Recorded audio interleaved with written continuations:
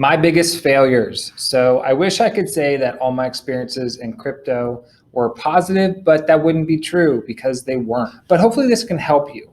I want to hopefully prevent one or more of you from making the same mistakes I did, but we learn the most when we fail, okay? And I'm just hoping that this will help you. So without further ado, so we're going to go back to the year 2013. This is the year that Melissa, my wife, and I first invested in Bitcoin, which with that first $5,000 got us a little over 34 Bitcoin. And one of the hottest things at the time was Bitcoin miners. They were just kind of coming on the scene. They were getting faster and cheaper and better. And there's a great opportunity because everybody wanted to get into mining, or at least a lot of people did. They were now focusing on these ASICs, these application-specific processors that were 100% dedicated to focus on just solving that puzzle. The problem was the demand was way bigger than the supply. And so everybody wanted to get these and nobody could get their hands on them. So not only that, but there was extended shipping delays. People went out of business and there were fraudsters. So it was a really wild, wild west, if you want to call it that. Sometimes people ordered them, they didn't get them till a year later.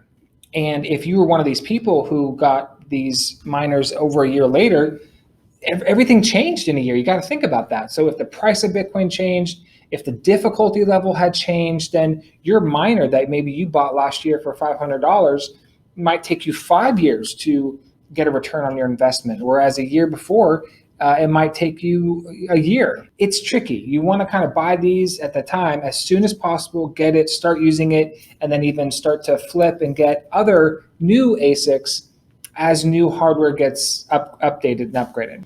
Anyway, I could see the writing on the wall. I definitely wanted to get one of these miners, but I knew that I probably wasn't going to get it in time and that it may not even be worth it. So just to buy and hold Bitcoin was a better deal for me. So I looked for an alternative. I kind of scoured the internet for other opportunities to get into mining without getting into mining.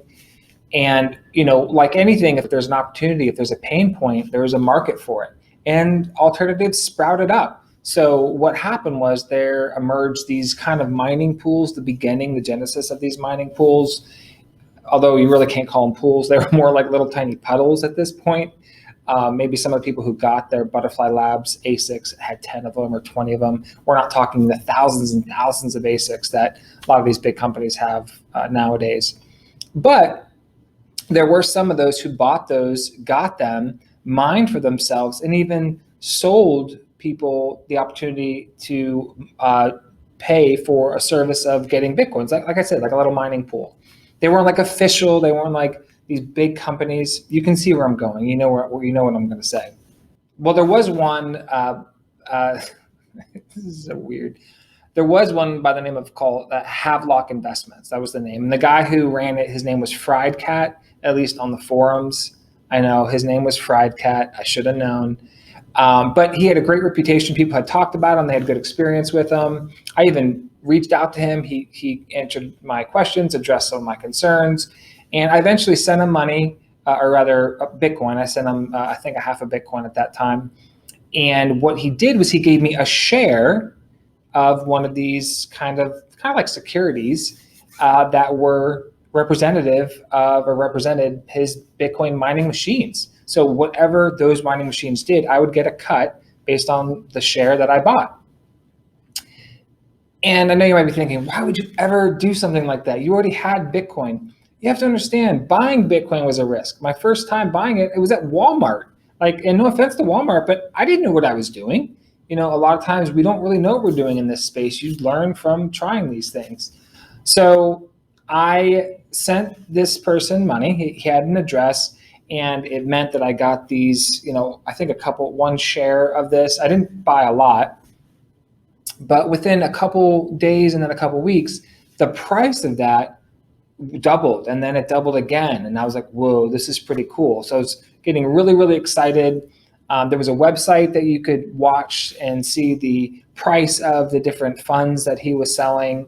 By this point, you couldn't get into Coinbase yet. I don't think all of the regulations and they got all the transmitter licenses that they needed in the state of Pennsylvania, but we were getting really close. So I couldn't just dollar cost average or buy from Coinbase. There wasn't a lot of other opportunity. So I had a share. I had given him some money. I was watching it.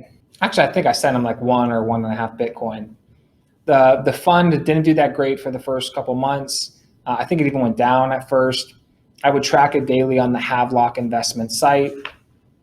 But after a few months, the fund started to do really well. I think at its height, at the top, one of these shares was worth 5 Bitcoin. So I'd kind of like 5x'd my original investment.